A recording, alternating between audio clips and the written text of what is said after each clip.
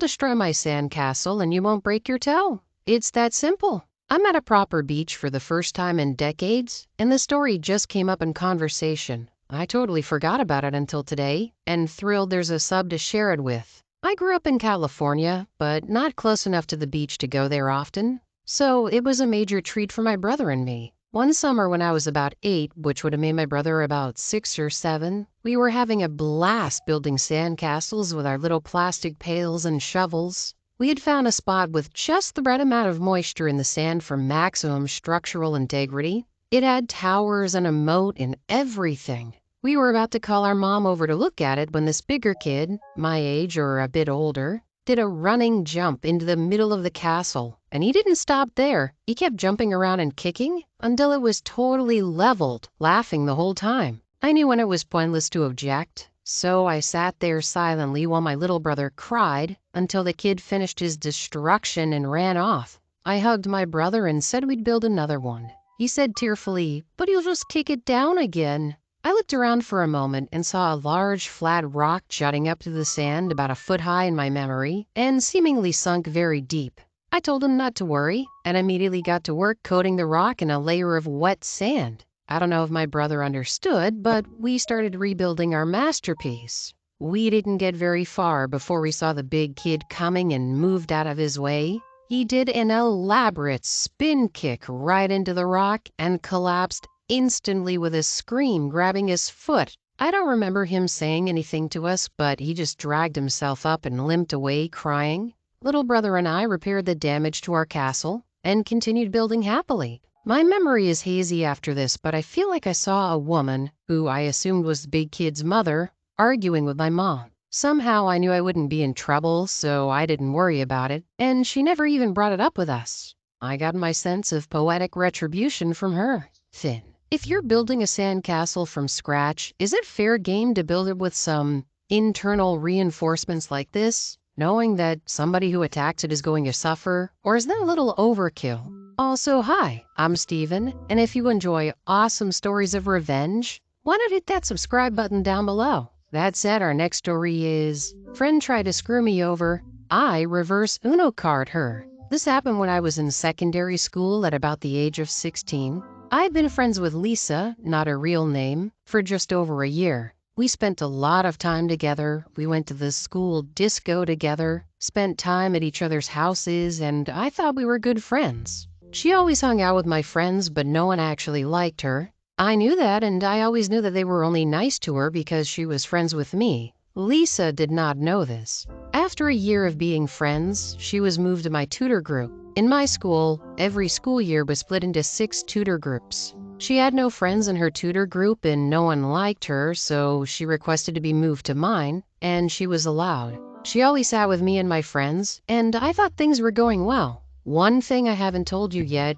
Lisa was physically disabled. She used crutches to walk, and the school was very proud to cater to disabled children, so they always allowed Lisa to get away with a lot. Anyway, so one evening, I'm at my home computer, and Lisa pops up on MSN. For those who don't know what MSN is, it's an old messaging app that was very popular in the 2000s. I said hi and asked how she was, and out of the blue, she turned nasty. The conversation goes as follows. Lisa says, "Allison, not my real name, you're such a witch." I say, "Why am I a witch?" She says, "Think, 'cause you are." She then started calling me really horrible names and started saying horrible things. I was shocked. I said, "Have I done something to upset you? If I have, then I apologize." She says, "No, I just don't want to be friends with you anymore. I don't need you anymore. I never wanted to be friends with you. No one actually likes you. Everyone hates you." I said, "Okay, Lisa, I'm going to give you one chance to apologize."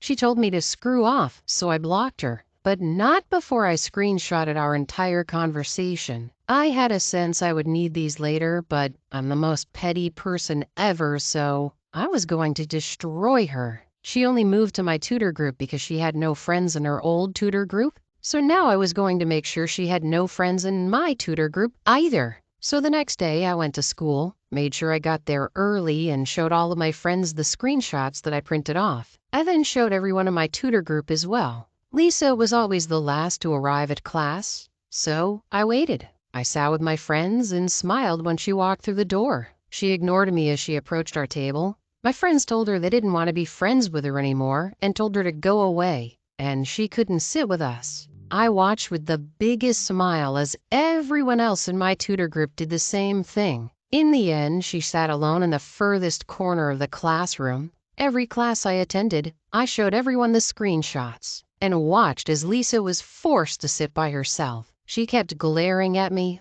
All I did was smile and wave. Lunchtime came. By now, everyone in my half of the year had learned about the screenshots, either through word of mouth or I'd shown them the paper. I walked into the canteen and saw Lisa approach multiple tables and was told to go away. She once again had to sit alone. I purposely walked past her and flashed her a grin.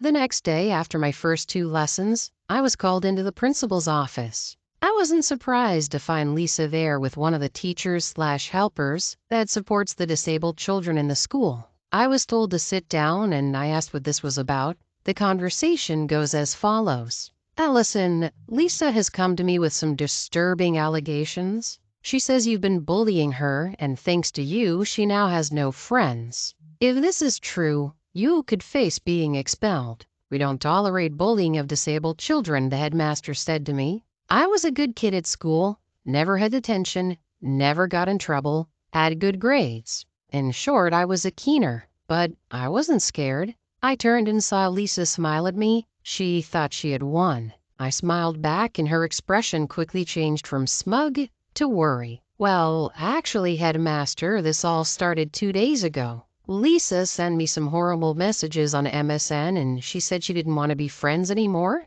I asked for an apology. She refused. All I did was screenshot the horrible messages she sent me and showed them all to my friends because I was so upset. I did try my best to sound as if I was about to cry. My friends then decided they didn't want to be friends with Lisa because why would they want to be friends with someone who sends such horrible messages? As I said this, I pulled out the screenshots from my bag and placed them on his desk. Oh, and this is her email if you want to check it's actually her. I pointed to the top of the paper. I then looked at Lisa and smiled. All of the color had drained from her face and she no longer looked smug. The headmaster and the other teacher both looked at me and then looked at Lisa before they both read the screenshots. The headmaster looked up at me. You may go, Allison. I said thank you. Bye, Lisa. I waved, smiled, and left the office, leaving the screenshots in the office. From what I heard, Lisa had detention after that. We never spoke again, and she spent the rest of the school year alone, no friends, and miserable. I reveled watching her suffer, and I'm not afraid to admit, it brought me great pleasure to bring her down. There has to be nothing more embarrassing than having to show up to the principal's office while your MSN message receipts are being blatantly shared. What a time the mid-2000s were. Our next story is A Kevin's Wrong Number Revenge. It was November in the early 90s, and my partner and I started getting phone calls asking if we had the newly released video game console. We would just say that they had a wrong number and hang up. It started with one every few days, then ramped up to multiple times a day. Then we were like, what the freak? So we looked in the phone book, way before Google, and saw that our phone number was similar to a new chain store that also sold video game consoles. The only difference was that our phone number had a 1 and theirs had 7. But the way the phone book was, the serif, the little hook at the edge of the digit or letter, made the numbers look similar. The number was already printed in the phone book, so we felt we had no recourse. We didn't want to be rude to these people who made an honest mistake, so when someone would call asking about the console, we just let them know that they had a wrong number and gave the person the correct number to call. At this point, everyone had been politely disappointed when they called us, but we gave the correct number, so we never heard from that person again. Cue to the Kevin, male version of a Karen, calling. Again, we answered politely saying it's a wrong number and gave the Kevin the correct number, so he hung up. Then that same Kevin called back a second time. We once again politely said that it was a wrong number, but this time it quickly prompted a toddler's screaming outburst. He said that we were holding back information and that it would be our fault that Christmas was ruined for his kids. We just hung up on him, but that made us mad. We finally had enough. So we plotted our revenge. The next person that called, we said, "Yes, sorry, it is this store. We have those consoles available. If you come right now, you'll get $50 off." We did this over 2 or 3 days. Then those phone calls stopped.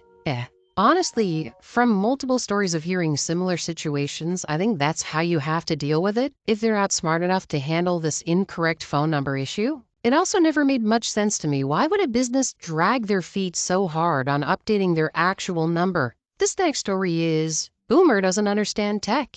This happened about 10 years ago. There was a Karen that had been with the company for nearly 15 years. Her title was project manager, but she was really more of an office admin, and various internal projects would get pushed to her. These were things to help improve how the office worked, but nothing critical. One of these projects was actually deemed to be important, and it was reassigned to me. She hated this and stonewalled me all the time. It caused the project to be delayed, and I was getting crap from some of the executives because of this. When I commented that it was difficult to get information from Karen, she became super sweet and said she was bending over backwards to help me. I didn't understand the project, etc. I powered through anyway. But then there was a round of layoffs, and she was one of them. Due to her time with the company, she received a 3-month severance and extended benefits. It was weird, but the company essentially cut monthly severance checks instead of paying them out all at once. But she also had to sign an NDA and a non-disparagement agreement on the exit, as well as confirm that she had handed over all company materials and files. I went to go grab some files related to the project, and everything was gone. Karen had deleted everything. This was before using things like Teams, Google Drive, etc. Everything was on a shared network drive, so it wasn't super easy to get the backup. But Boomer Karen was the type that used her work email for all of her personal accounts, including LinkedIn. It was also company policy that the emails of departed employees would be forwarded to their department heads for a few months. Using this knowledge, I went to LinkedIn and sent a message. "Hi, Karen, I heard about your departure. I hope you can use the time to take the vacation you talked about. I went to grab some of the files, but noticed they were missing. Do you have backups you could share?" When she responded, it also went to her old email, and thus to the department head. "Don't pretend to be nice. I wouldn't be surprised if you helped me get fired. Good luck finding any of those files. I deleted everything. Screw you." Well, when that got forwarded to HR that she had put in writing that she had deleted everything, it was determined that this violated the severance agreement. All severance checks were immediately stopped. Oh, so sorry, Boomer. Our next story is terrible manager can't find the smell after trying to steal $4,000 from me. I worked at a national restaurant chain with a GM that was a turd. He consistently lied about everything, lied about bonuses, lied about benefits, etc. all the freaking time. I quit after he told me that I owe the company over $4,000 in insurance premiums. The offer for management was 0% employee contribution. But we got to the middle of the year and the budget was not looking good. We were losing employees and customers at an alarming rate, but the GM would not change food order quantities because we need to be ready when we bounce back, and food costs went through the roof. I came to work and he said, "I have bad news. We looked at benefits and insurance and will no longer be company funded as of Jan 1st. I said, "Jan 1st next year?" They said, "No, this year." Okay, well, then I'll cancel it and just stay on my wife's insurance. I only took it because it was free to me and would help with co-pays and coverage gaps. They say that's fine, but we'll still be collecting the past due premiums to the start of this year. I say, "You can't do that." "Actually, we can." Freaking smirk. I left for the day, seethed in violent anger, and went to the grocery store on my way back in. Cue revenge. We had a weird desk drawer that didn't go all the way to the back of the desk. It was a modified countertop, and the drawers were not the full depth of the counter. One drawer had a file cabinet under it. I bought a can of sardines and mustard sauce, took off the lid, and snuck it onto the file cabinet behind the drawer. Then I handed him my keys and quit on the spot with a warning that if he tried to garnish my last paycheck, it will mean trouble for you jerks. Beware. That was 2002. Last week, I was at a bar, and the manager was a former coworker from Crap Hole Restaurant Inc. She said that after several days, the smell was so bad that the managers had to start doing their work at a booth because no one could stand to be in there. Ultimately, they had decided a rat died in the wall and brought in remediation experts to start tearing open walls. After just a few minutes, they came out with the nastiest, oldest, grossest wad of biomass and said, "Here's your problem." The file cabinet had to be replaced as it was wooden and the stink juice had soaked into it. She asked if I remembered that smell that started just before I quit, but I had no memory of it. Screw that guy. Now, I'm no legal expert, but I'm assuming it wasn't legal for them to try to do what they were trying to do. I think it only further proves it by the fact that they didn't challenge it when OP quit. This next story is spam calls are her problem now. I've had my current cell number for about 4 years now. The entire time I've had it, I would receive 1 to 3 phone calls and or text messages a day asking for a woman named, let's just say, Cheyenne. They always ask the same question: is your property at so-and-so still available for sale? I kindly inform the caller that this individual no longer has this number and to have a nice day. Here we are 4 years into this. Why don't I just change my number? Because my child has this number committed to memory, and at such a young age, it's important for her to know how to call mommy in an emergency, since she's too young for a phone or may not have access to it when she's older. After all of these years, I'm curious to know what this property looks like, so I Google it. Nothing fancy, just a rundown shack of a house. Her name and my phone number are on the listing. I then ask myself, how many people have had my number? This phone and number were passed to me by my ex-brother-in-law when I urgently needed a working phone. I've since gotten a new phone but kept the number for the reason given above. I search my number and the first result is the name of the woman that all the phone calls and text messages are asking for. I select it and it pulls up her public profile, along with every registered phone number and address she's had. I see her most recent phone number. I call it. She answers and I explain that she has quite a few callers trying to reach me at my number to buy a house from her. She said she already sold the house. I asked her if it was possible to pull the listing down or at least change the contact information for it. She asks me to repeat my number, and she says that she's never had that number before, so she can't help me. I tell her that her public profile states that she had it in 2007, and it's on the listing. The woman tells me that it's not her problem, and abruptly hangs up. The very next caller that rang my phone received an apology for the confusion, along with her current phone number for them to contact her directly. I haven't received a call or text since. I win. I mean, you really have nothing to lose. And obviously this lady doesn't care too much regardless, I don't think. Our next story is, yellow flashers do not make you an emergency vehicle. I was leaving work yesterday.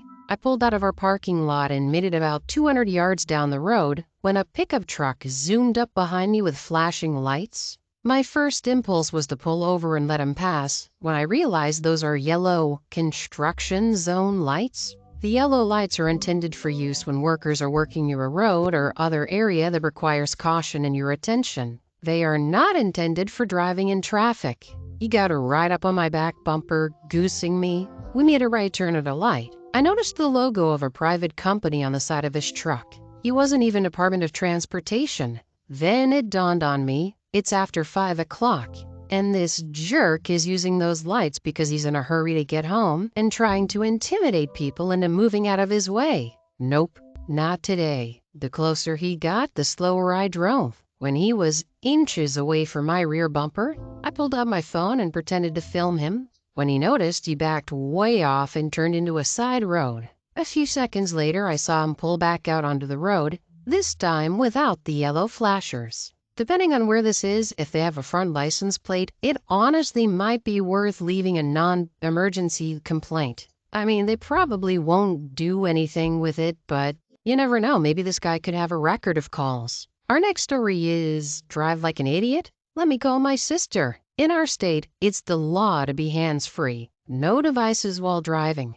I usually ignore my phone when I'm driving. No one usually bothers me anyway. I don't care if people use their phones. Not my problem, unless they're driving crazy. But on my way home one day, I was following a large pickup truck, F-350, something like that. with a driver who was holding his phone in his hand for all the world to see, talking to someone and driving erratically. Speed up, slow down. 50-mile-per-hour zone, and 1 minute he's doing 40, and the next 60, sometimes in the breakdown lane, sometimes hitting the rumble strip in the middle. He was making me crazy. I had to back way off because I was scared he was going to cause a crash. Then I realized that he's in a truck with a familiar logo. The small company my sister is an executive of. Second in command, she's literally in charge of everything except getting new clients. Kind of a VP, accountant, scheduler, office manager, and everything in between, all rolled into one. So I took a pic of the license plate at a long red light. I know I may be a hypocrite for this, but it was a quick picture and I was totally stopped in traffic and texted her what happened when I got home. She immediately knew who it was because they don't have too many trucks like that. The license plate was a dead giveaway, as it was a vanity plate, and I got a short, "I'll deal with this" text. My sister is a very no-nonsense, don't-screw-around kind of person about her work. She was furious because it could have gotten the company in trouble if something happened. He was on the clock. So she pulled his phone records, his timesheets, and tracked the GPS they have for the truck. Not only was he texting and calling his girlfriend, he was doing it on a company phone, in the company truck, on company time. He got his butt chewed by the owner and was no longer allowed to take the truck, as well as being on month's probation. I don't think he knows to this day who ratted him out. Honestly, just for increasing the safety of those around OP driving and also saving the company a little bit, thank you to OP. This next story is Tootin' My Cube?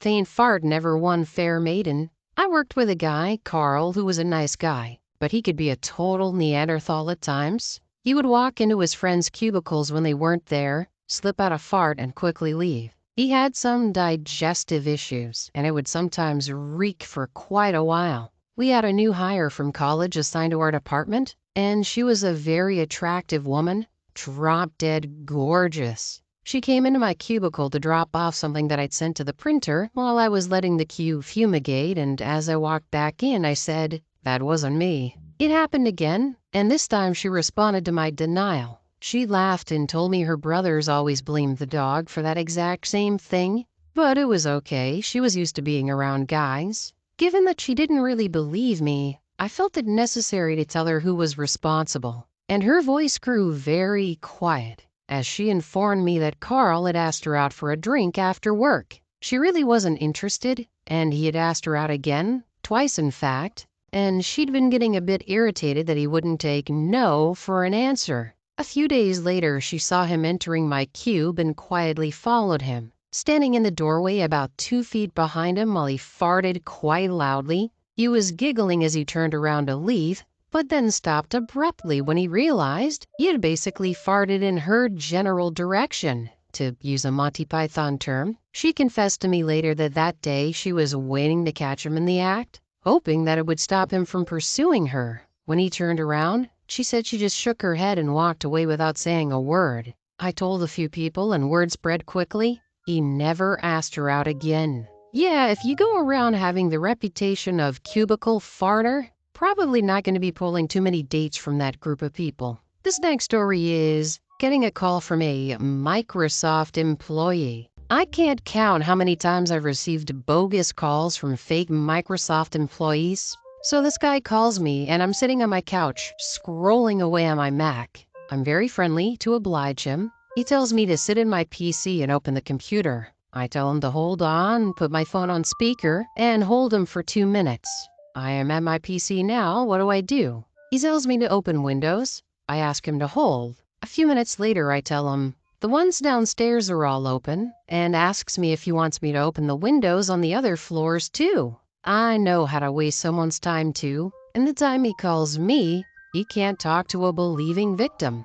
This is the kind of thing that if you have any elderly relatives or people you know that might fall prey to these kinds of things, every now and then you kind of run them through a practice scenario just so they know what to look out for. I mean, let's be real. Almost never is there a situation where a Microsoft employee is just going to call you. Somebody from Microsoft, or even worse, somebody saying they're from Windows, they're not going to call you. They already just do like crowdsourcing for their support pages. If you ever go to a Microsoft support page for some issue, all you'll find are random people just pasting Googled answers that you can try but probably won't work. This next story is Petty Revenge Against Corporate Finance Department. So I work as a project manager for a small social business. We assist vulnerable people to obtain items they need. There's a large organization, and we use one of their small trading arms to purchase and deliver items to the vulnerable people we work with. We receive invoices from their large corporate finance department for payment. As project manager, part of my role includes checking all of these invoices, making sure they match the order we sent out, and setting up the schedule so that our finance officer can make the payments. You can guarantee in a batch of invoices there will be multiple mistakes and I have to send them back to be corrected. I keep meticulous notes. I know what has been paid, what hasn't, and why. This week I received an email with a zip file attached with 80 invoices inside, and a rather abrupt email stating, "These invoices have not been paid. Make payment within 7 days and forward remittance to avoid further action." Well, that pissed me off for starters. There was absolutely no way we had not paid 80 invoices. So, doing my due diligence, I checked every single one just to be sure we hadn't missed any of them. It took me all afternoon, which pissed me off more because I had other work to do. This was obviously due to them not doing data input and proper checks they needed to at their end. Out of 80 invoices, not one single one had been unpaid due to any issue at our end. I could have been nice and helpful. I could have pulled off just the information they required. But instead, I chose petty revenge. I asked my finance officer to pull off remittances for all invoices from them since April 1st, 2022. Talking 600 plus list. Bear in mind, it doesn't list in invoice number order. Dear corporate, please be advised that of the 80 invoices you've demanded payment for, around 59 have been received and already paid. Around 5 are not invoices intended for our company. 11 are ones we've returned for corrections and not received back. Please check previous emails. 5 are duplicates which have been paid under different invoice numbers. Please ensure all relevant checks are completed before contacting us in the future. We are a small organization and do not have the capacity to investigate invoices we've received, processed, and paid correctly. I attached the 600 plus list of remittances on a PDF so they couldn't copy and sort, and sent the email. Now I could have been nice and sent them the document I'd worked on, telling them specifically which invoices had been paid, which ones had been returned for corrections, and which ones were not ours. But they don't pay me, and I'm not doing their work for them. The pleasure I got from knowing they would have to actually do the same, if not more work than I'd done, searching through the zip file and remittance list, finding the 80 invoices, checking emails, checking for duplicates. Well, it was immense and very petty of me. Honestly, even ignoring the amount of work OP had to go through, I think this is as good a response as ever to a company requesting 80 plus invoices be reviewed over something that's clearly their mistake. But with that being said, that's all the time we have for today.